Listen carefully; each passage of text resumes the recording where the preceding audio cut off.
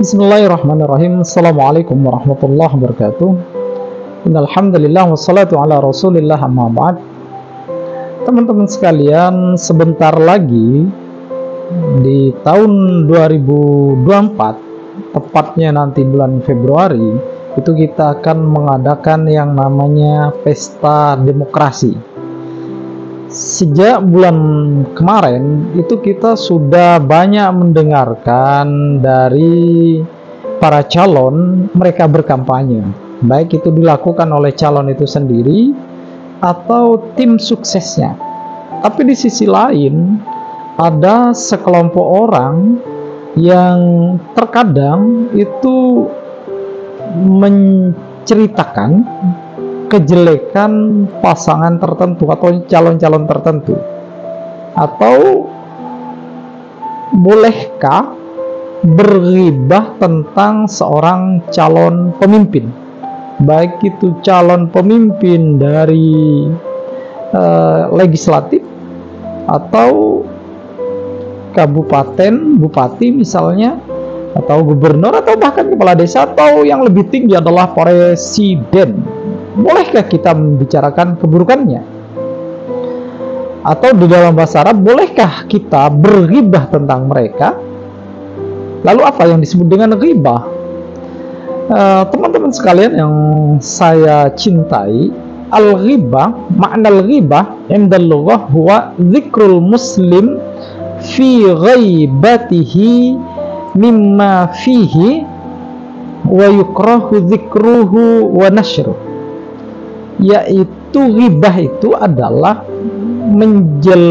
menyebutkan keburukan seseorang atau aib seseorang di mana dia tidak suka disebarkan atau disebutkan keburukannya tersebut. Jadi ghibah itu berbeda dengan black camping ya. Kalau black camping itu adalah dzikrul muslim bima laisa fihi wa huwa al-kadzab.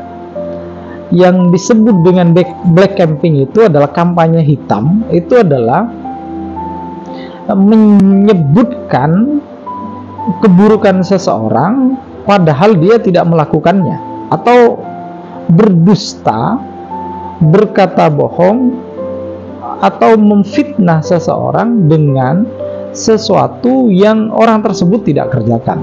Itu namanya buhtan dalam bahasa Arab, atau black camping lah ya, kampanye hitam.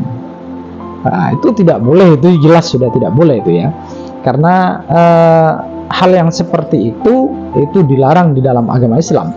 Ghibah sebenarnya juga telah jelas, baik itu di dalam ayat Al-Quran ataupun Al-Hadis, bahwasannya ghibah itu tidak boleh, haram. Bahkan ada kaidah yang mengatakan al-aslu fil ghibati muharramah. Pada dasarnya yang namanya ghibah itu haram ya. Akan tetapi waqad tujabum wa au tubahu al-ghibatu, kapan? Li ghardin sahihin syar'iyyin. Kapan ghibah itu boleh? Apabila ada tujuan yang benar yang sesuai dengan syarak ya. Kalau sesuai dengan syarak maka itu boleh. Kenapa? Karena ada kaidah atau ada dalil juga yang mengatakan bahwasannya innal ghibata wa in kanat muharramah fa innaha tubahu fi ahwalin. Walaupun ghibah itu pada dasarnya itu adalah haram, tetapi terkadang dibolehkan untuk berghibah itu limaslahatin, tujuannya adalah karena kemaslahatan. Wal mujawwizu laha ghardun sahihun syar'iyyun la yumkinu al-wusul ilaihi illa biha. Jadi sesuatu membolehkan ghibah itu adalah tujuan yang dibenarkan oleh syarak atau oleh syariat, di mana tujuan itu itu tidak akan sampai apabila tidak berghibah, ya. Membicarakan kejelekan pasangan calon itu adalah tujuannya untuk kemaslahatan dan untuk mencegah kemudaratan. Kalau tidak dighibahkan, tidak dijelaskan tentang ghibah itu, maka tujuan kemaslahatan atau kebaikan itu tidak akan tercapai.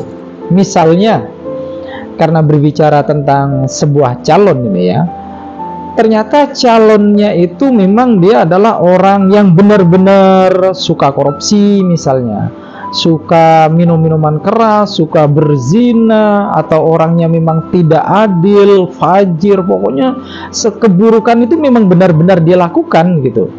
Maka kalau misalnya kita tidak mencegahnya, ya, dengan membicarakan tadi itu aibnya itu, keburukannya itu, maka bisa jadi dampak keburukan itu akan lebih besar karena kita tidak membicarakan sifat-sifat dia.